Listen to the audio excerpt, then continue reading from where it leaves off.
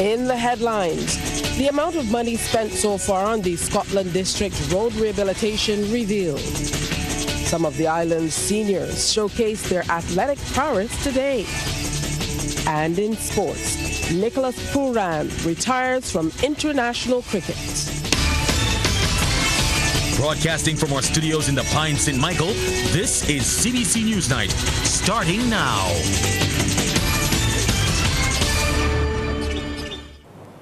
Good evening and welcome on this May Day. I'm Tisha Hines with the details to the news. Approximately $60 million of the $230 million allocated for the Scotland District Road Rehabilitation Project has been spent so far on reconstructing local roads, with 8 major projects completed and 16 additional projects currently in progress. Rachel Agard has more.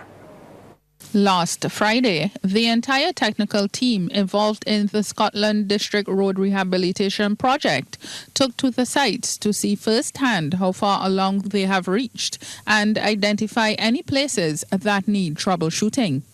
Deputy Prime Minister and Minister of Transport and Works Santia Bradshaw led the tour, accompanied by officials from that ministry, the Barbados Water Authority, and representatives from the China National Complete Plant Import and Export Corporation. Places like Shorey Village have been completed. We've seen the completion of White Hill Phase 1 and Phase 2 just in the last few days. Vaughan's Road number 2 has also been completed. We have completed Chance Hill as well as Gemmett's Road in St. Lucie and Animal Flower Cave as well in St. Lucie. At each stage, there is input from the utility companies to move light poles and install water mains. And a number of designs have been completed, particularly in the St. Peter area, which commuters have complained about for some time. Areas like Mount Brevita, Sailor Gully, Orange Hill, the Four Roads area, Prospect Road, all of those areas have now been designed, and we are now in a position to basically work with the utilities to coordinate the start date for each of those various sections of work. Let me just say that obviously we will not start all of the sections in St. Peter at the same time, but the intention is now that we have the design work completed, that we will work with the utilities in order to roll out the coordinated efforts of those stretches of road. Works have also been completed in St. Andrew in White Hill, with ongoing works in Coggins Hill and Moose Bottom. Shop Hill and King Garden to Bridgefield in St. Thomas and Prior Park in St. James are all undergoing repairs under the Bank of Latin America CAF project. There have been a lot of challenges in the Scotland District, and we keep reiterating to the public that one of the major challenges that we have encountered obviously has been the weather. We had a number of roads that would have been in the first phase of the program, which because of heavy rains at least 2 years ago and certainly last year, we had to move up into the program. Places like Erie Hill, this Lanes Bridge where we are now, and many others.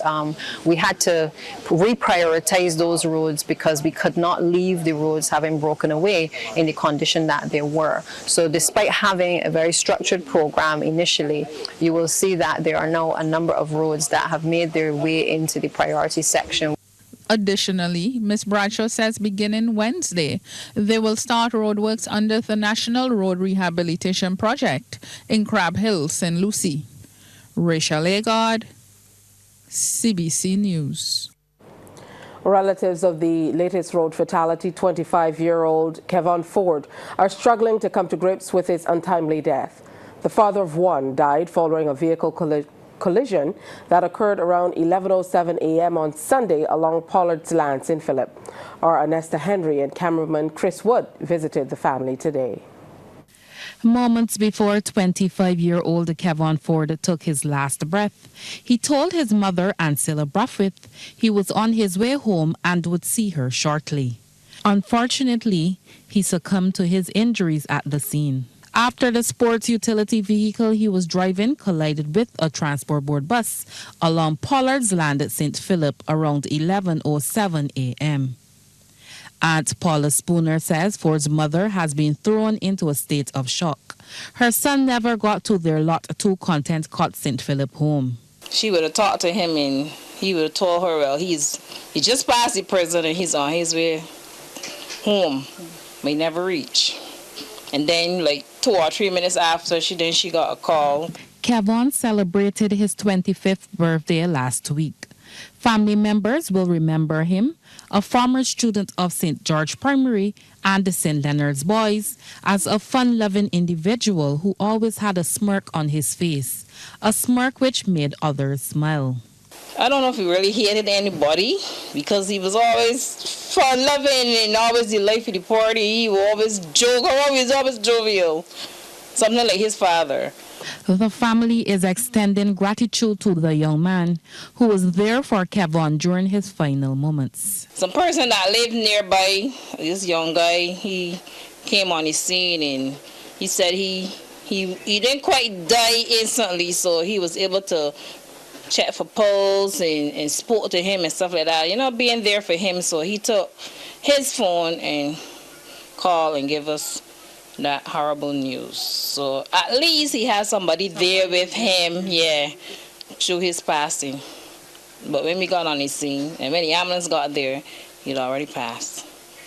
So I don't really know the guy's name, but we just want to thank him for being there with Kevon until we reach. Kevon, who was employed in the hospitality industry, has a 3-year-old daughter, whom relatives say keeps asking for her daddy, with whom she shared a close bond. Anesta Henry, CBC News. Sad news indeed. A third person has been charged in connection with an almost $400,000 heist on Mother's Day.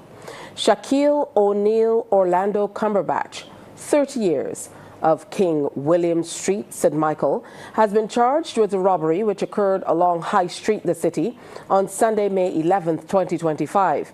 He has been charged with robbing John Merritt and Raish Oliver of $98,941.60 belonging to Thanis Investment, $97,292.23 belonging to DKLO Enterprises Incorporated, $90,366.38 belonging to Carey Maycock and Company Limited, and $34,721.22 belonging to Leo May Incorporated. Total value $321,321.43 Barbados currency. Cumberbatch has also been charged with robbing Merritt of one firearm valued at $2,300 and 11 rounds of ammunition valued at $33. He is scheduled to appear in the District A Magistrates Court tomorrow. Minister of People Empowerment and Elder Affairs with responsibility for crime prevention, Kirk Humphrey, wants justice for elderly citizens who are victims of cruel criminal acts. His call is coming on the heels of at least 3 separate incidents in recent weeks where elderly citizens were either robbed, beaten, or raped. Minister Humphrey addressed the vexing issue while delivering remarks at the National Senior Games, where he declared criminal acts against members of this vulnerable group are wrong and unacceptable. The beating in front Belmont Road, you'd have seen the attempted robbery, the robbery of the vehicle, and then the recent rape of the elderly woman. This is ridiculous. This is not who we are as a people. I hope the justice system delivers what needs to be delivered. The police have been doing a fantastic job. Please give the police a round of applause because they've been catching perpetrators in very quick record time. The justice system now has to do what it has to do. Mr. Humphrey is also calling on family members to protect and keep a close eye on their elderly loved ones. We have to protect our elderly persons, visit your older mother, your older relatives. The community has to look out for the older persons as well. But today is not a day for that speech, but my heart is heavy with what we are seeing happening to our older persons. And the focus was definitely on senior citizens today as they showcased their athletic abilities. The track event of the 21st edition of the National Senior Games was held at the Usain Bolt Sports Complex. Anesta Henry was there. Whether they sprinted or ran long-distance races, Scores of them participated in the National Senior Citizen Games track events. Minister of People Empowerment and Elder Affairs with responsibility for crime prevention, Kirk Humphrey, says the games have been held for 21 years to prove to the world that aging is not a limitation. You can age and still be healthy. Barbados has one of the oldest populations in the world, but we could also be one of the healthiest populations in the world as well. On that note, Barbadians are being encouraged to take care of their health as they age. So I want to encourage persons to take care of their bodies, to exercise, to eat right, that this is not a one-off event. And do not wait until you're getting older. You should start at whatever age you are at now. And events related to the games are being held on separate dates this year to allow authorities and athletes to focus on the various disciplines. Because there was a view that some of the disciplines were not getting the attention that they deserved. And this year we also spiced it up a bit by making sure instead of just competing, persons are representing their parish. So I hope you're representing your parish, St. Michael, Christchurch, St. James, St. Lucy, St. Philip, all the parishes, and give every single parish and every single athlete, when they come across the finish line, a round of applause, please. The spectators who took up vantage points in the stands were not only treated to the action on the track, but also entertainment, including a line dancing performance. The National Senior Games field events were held on May 31st, while several events will be held in September during Elderly Month. Onesta Henry, CBC News. Coming up, Barbadians urged not to be complacent this hurricane season. The strength of anti-doping in the Caribbean lies in the collective efforts of those throughout the region. And while over the past 25 years there have been significant improvements in anti-doping programs, the time has come for the region to go even further. This was revealed during a celebration of the Silver Jubilee of the National Anti-Doping Commission of Barbados and the 20th anniversary of the Caribbean Regional Anti-Doping Organization, which brought 18 countries together. Rachel Agard has the story. There may be a need to pivot in a different direction when it comes to testing for doping in the Caribbean, and a suggestion has been made for the region to set up its own testing facility as part of the anti-doping project. The cost of us sending tests to Canada is very, very high.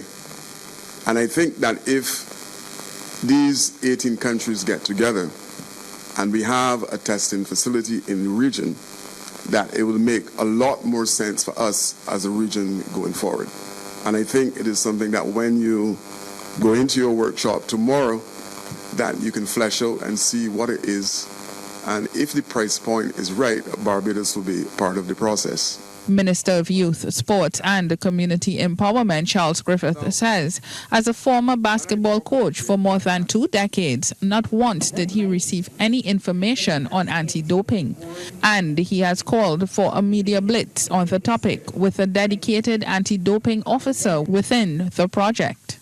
I need for you, when you meet tomorrow, to identify ways and means that we can get the information of anti-doping and the problems that are attached to that to our youngsters at the grassroots level, because that is where sports, the swell is coming from, at the grassroots level. And if it is the case that we can reach them at that level, and you come across a youngster like me from a broken home with skill sets in sprinting, then I should be able to battle with the pressures that will come to enhance my performance. Meanwhile, chair of the Regional Anti-Doping Organization, Patrick Williman, says these anniversaries are a testament to the island's collective strength and unified vision. He says the 2 anniversaries are not just occasions for reflection, but also powerful reminders of the enduring importance of their mission. The fight against doping is a continuous one, demanding vigilance, innovation, and unwavering commitment. As the landscape of sport evolves, so too must our strategies. We must remain adaptable, embracing new technologies and fostering even greater collaboration to stay ahead of those who seek the seek to undermine the values we hold dear. Workshops were conducted for local athletes starting on Thursday and ending ahead of the award ceremony on Saturday. RADO's annual general meeting concluded this year's events. Rachel Agard, CBC News. Barbadians should never be too complacent as far as storms and hurricanes are concerned. Deputy Director of the Barbados Meteorological Service, Brian Murray, says the island is known for having thunderstorms and hurricanes late July into August and September. However, he says over the last few years, they have seen systems forming much earlier. In July 2021, the island experienced Hurricane Elsa. In June 2023, there was Brett, and in July 2024, there was Hurricane Beryl. Mr. Murray was speaking as a guest on The People's Business. What we got to do as Bajans and individuals and tourists is to be always prepared, because the weather can be very unpredictable at times.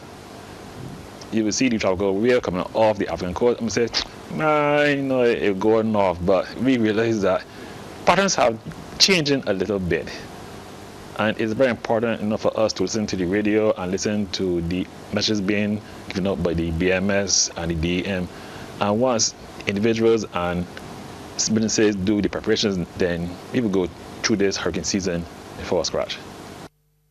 Program Manager at the Department of Emergency Management, Simon Allen, urged homeowners and tenants to do a walk around their premises and do an assessment of the property and its structural integrity. I think it's also important to recognize that hurricane preparedness is more than just stocking up on the canned goods, but every homeowner should invest in a couple things. You should have a hammer, you should have nails, you should have tarpaulin, you should of course have your storage of water, whether you buy cases of water from the store or you have your 5-gallon buckets of water with lids. You store that water and you keep it, but more importantly, you know where your nearest hurricane shelter or emergency shelter is, and you make arrangements if you believe that your home would be compromised during a hurricane. Sports Night is brought to you by Power In, Pause is Power, and by Dasani. Live first, Dasani after. Sports time. Good evening. I'm Damien Best. Well, in a major blow to West Indies' white ball team, wicketkeeper batsman Nicholas Pooran has announced his retirement from international cricket. Left-handed 29-year-old Trinidadian made the announcement on his Instagram page this evening, thanking his teammates and fans for their support over the years. He said, and I quote, "After much thought and reflection, I've decided to announce my retirement from international cricket. The game we love has given and will continue to give so much purpose, unforgettable memories, and a chance to represent the people of the West Indies. Wearing that maroon, standing for the anthem, and giving everything I had each time I stepped on the field, it's hard to put into words what that truly means to me. To have led the team as a captain is a privilege I will always hold close to my heart," end quote. Pooran, who has 13 half-centuries in T20 internationals, was part of the West Indies squad who were crushed 3-0 by Bangladesh in December. In the ODI format, Pooran has 3 centuries and 11 half-centuries at an average of 39.66 and last represented the Windies against Sri Lanka in 2023. Well, following his announcement, Cricket West Indies, in a statement, extended sincere gratitude and appreciation to Pooran for his outstanding contributions to West Indies cricket. Well, head coach of the Barbados senior men's national football team, Kent Hall, has hinted at a few changes to the starting lineup as the Tridents prepare to take on St. Lucia tomorrow in Curacao. It will be Barbados' final 2026 FIFA World Cup qualifier match as they search for their first victory of the campaign. The Tridents lost to Curacao and Haiti while being held to a 1-1 draw against Aruba last Wednesday. With the Tridents already eliminated, Coach Hall sees the fixture as a chance to rotate the squad while seeking a win. Kind of work on building the depth within the squad by getting some other players more significant minutes as part of the bigger ambitions we have for the project. We've played here before, so we know the stadium, we know the surface. I'm confident that we can get out there and play the football that we like to play. The match is set for 6 p.m. tomorrow. Well, this island's national senior athletes were on show today as the 21st edition of the Senior Track and Field Games was held at the Usain Bolt Sports Complex. CBC's Anne-Marie Burke takes a look at some of the sprint events. Our senior athletes showed up and showed out at the senior games, and what best to highlight than the sprints. These are some of the oldest competitors, the over 70 ladies. This is the 50 meters, and we had 3 contenders. Before Kathy Harper Hall pulled ahead in the final 5 meters, she still has it, finishing just ahead of Sheila Martindale, who also had a late boost to get home ahead of June Benjamin. Still with our over 70 ladies, and if you blink, you will miss her. On the inside, Sandra Murray shot off the line, and there was no catching her. She is in top form. After all, she's one of our national senior athletes, beating out Angela Holder and Angela Lane. To the men now, still with the over 70s. Remember, these are 50-meter sprints. They look good coming off the line, but none better than Ridley Holder. He had them done and dusted. In second was John Martineau, and just in there for third from Trinidad and Tobago, Terrence Skinner. And here come your second section in the 70-plus men. Again, a quick start, and on the outside, decked out in full red and coming in hot is Roland Waite. He came from St. John and Concord ahead of Mark Norville and Mark Maynard. And I must make mention of one of the track records that fell in the women's 40 to 44. The name might ring a bell. Former national sprinter Amber Cumberbatch rolled back time, and with this run, the old record of 14.40 seconds was gone with the win, as the new time registered was 13.79 seconds. Now that was a commanding run, as the senior athletes had their time in the spotlight. The Barbados junior wrestling team came away from the United World Wrestling America's developmental training camp and 34th Pat Shaw Memorial Tournament in Guatemala with 2 silver and 2 bronze medals. Rebecca Williams in the red participated in the under-17 division at 65 kilograms and also in the under-20 division at 62 kg. She claimed a silver in the under-17s after winning 2 of her 3 matches, defeating Kimberly Marquin of Guatemala and Sylvia Trigueros of El Salvador, but lost to Mabel Ajop of Guatemala.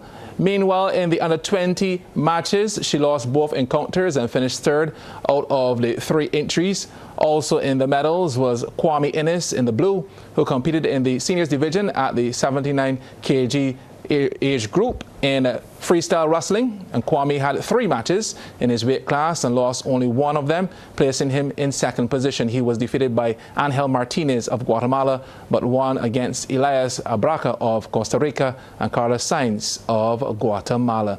Beach wrestler Shaquille Agard made his debut in the regional arena in the 97 kg Greco-Roman style. He won his first match by default and went on to compete against Jamaica's Richard Alexander and Nicaragua's Francesco Lopez. He lost against both, leaving him to settle for 3rd place. The next stop for Rebecca is the Canada Beach Open in Ontario, Canada, while for Innes, he'll be trying to qualify for Barbados' slot at the Senior CSC Games qualifier in Panama in December. And that's news. Thank you so much for joining us. Do have a good evening.